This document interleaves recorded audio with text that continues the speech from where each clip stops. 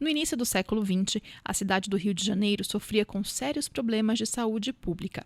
Varíola, peste bubônica e febre amarela contaminaram grande parte da população e preocupavam as autoridades. Foi então que o presidente Rodrigues Alves iniciou uma série de reformas urbanas e sanitárias que mudaram a geografia da cidade. Rodrigues Alves lidera uma reforma do Rio de Janeiro dentro daquilo que a França vinha fazendo. Então, aquela ideia da medicina urbana reaparece no Rio de Janeiro, então abrir as grandes avenidas, liberar os ares. Para isso, ele vai ter que expulsar a população mais pobre dos cortiços, dos quartos de aluguel, e aí jogar toda essa população para as favelas e jogar essa população um pouco seguindo a linha de trem na Baixada Fluminense, expulsando esta população. Oswaldo Cruz assumiu a Diretoria-Geral de Saúde Pública em 1903.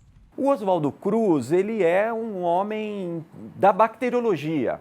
Ele, de alguma maneira, ele ganha um poder no Rio de Janeiro através do Instituto Soroterápico, mas ele logo começa a desenvolver dentro do Instituto Soroterápico uma área que vai ser central para o desenvolvimento da medicina e da saúde pública, que é a chamada medicina experimental, que são os laboratórios. E ele começa a atentar para a questão da febre amarela como sendo algo que deveria ter uma ação de um largo espectro. Oswaldo Cruz coloca uma lei de vacinação obrigatória contra a varíola, inclusive impedindo que as pessoas pudessem trabalhar, ou os filhos pudessem ir à escola, todo mundo deveria andar com a sua carteirinha. As casas, de alguma maneira, vão sendo invadidas para que se verifique se tem ou não mosquitos. Obviamente que tudo isso dentro de uma certa desordem. Essa ideia do autoritarismo, da invasão das casas, do olhar para o outro,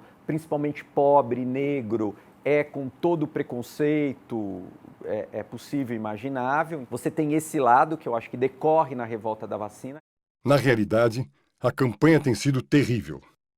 Seja como for, a verdade está conosco e triunfará custe o que custar. Ela envolve hoje, segundo os autores, muita coisa. Quer dizer, ela envolve também movimento operário, ela envolve outros interesses, os positivistas, não apenas a população, mas a população ela é inflada e ela, de alguma maneira, se coloca contra isso e vai para as ruas, mas, por outro lado, ele vence.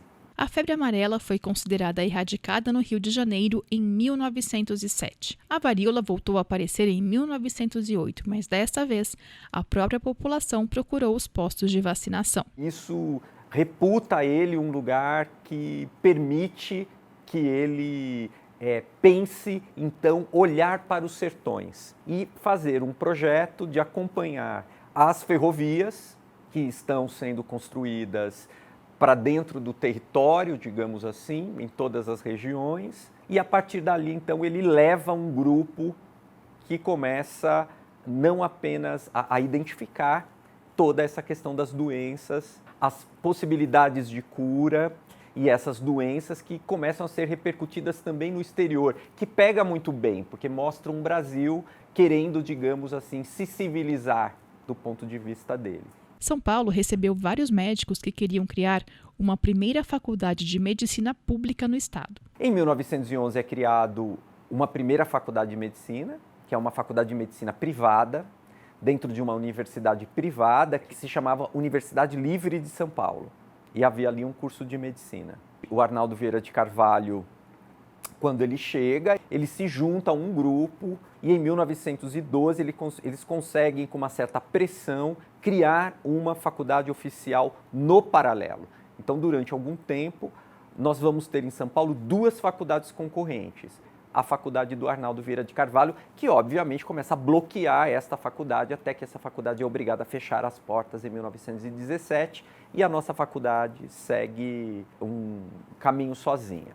A Fundação Rockefeller buscava um espaço para construir uma faculdade de medicina na América do Sul. Após tratativas, a Fundação modifica o ensino e o modo de pensar a medicina e a ciência médica. E Arnaldo consegue, digamos, capturar eles aqui em São Paulo, que gostam muito, viram que era uma faculdade nova que estava sendo criada, que eles teriam muito espaço de ação e, de fato, não é? Eles mudam completamente tudo, eles mudam todo o currículo médico, eles propõem um investimento de mais de US$ 1 milhão para a construção deste prédio, onde nós estamos, e do que é a Faculdade de Saúde Pública, que era um instituto de higiene, aparelha tudo, quer dizer, tudo que faltava ganha esse espaço, começa a fazer uma circulação de conhecimentos em que professores e alunos vão para Johns Hopkins aprender a medicina e um modo de pensar a medicina e a ciência médica norte-americana, que vem para cá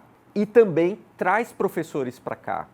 O corpo médico da Faculdade de Medicina enfrentou o primeiro grande desafio, a gripe espanhola. A doença matou de 50 a 100 milhões de pessoas entre 1918 e 1919. No Brasil, houve cerca de 35 mil óbitos, entre eles o presidente Rodrigues Alves. A gente vai ter estudos que mostram a gripe espanhola na região norte, na região nordeste, na região sul, na região sudeste e na região centro-oeste. Ela chega e acaba atacando onde você tem, obviamente, maiores conglomerados humanos. Então, a cidade de São Paulo é uma cidade que vai ser a mais atacada, porque você tem, então, essa população imigrante chegando. Não houve um crescimento de São Paulo nesse período, nós temos o costume de falar que a cidade de São Paulo incha, né? Ela não tem condição de receber tudo aquilo que recebe, e ela recebe toda essa população, e junto com isso, então, uma epidemia de gripe espanhola.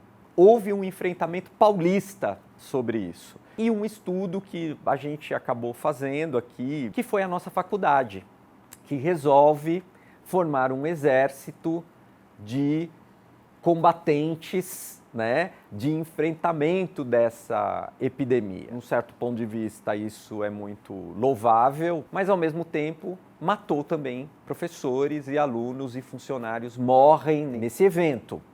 Tanto que a formatura da primeira turma era para ser em 1918, devido ao impacto e ao luto que a Faculdade de Medicina entra, a gente só vai ter a formatura da primeira turma em 1919. E o que percebemos atualmente é um retorno de doenças que já foram consideradas erradicadas, o sarampo, a pólio, a rubéola e a difteria, por exemplo.